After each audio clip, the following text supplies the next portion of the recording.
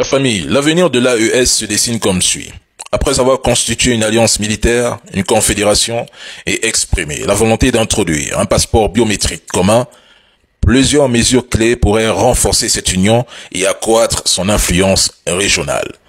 Tout d'abord, ils mettront en place des institutions décisionnelles communes, comme par exemple un parlement confédéral ou un conseil exécutif représentant les 3 États. Ensuite, ils harmoniseront leurs politiques économiques, sociales et éducatives, facilitant ainsi les échanges et la mobilité des populations.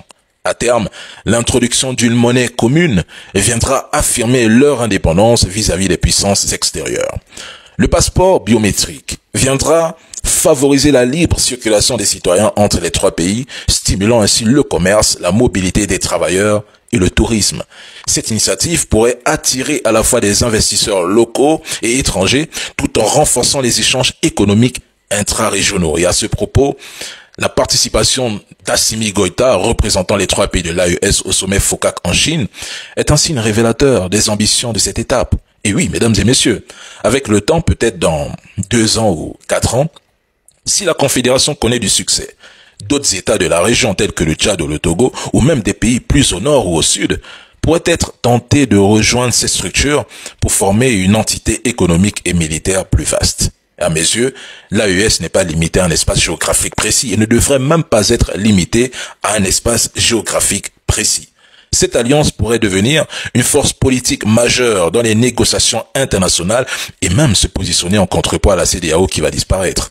Sur le plan géopolitique, l'expansion de la Confédération des États du Sahel pourrait créer des tensions avec les puissances occidentales qui percevraient cette structure comme une menace pour leur influence et leurs intérêts économiques et politiques en Afrique. En effet, cette confédération s'orienterait vers un monde multipolaire plus juste et équilibré où l'Afrique occuperait une place centrale. Et puis, une fois les groupes terreaux vaincus, ce qui est notre souhait à tous, ils pourraient lancer des projets communs, tels que des routes transnationales, des lignes ferroviaires ou des barrages hydroélectriques afin de dynamiser le développement économique.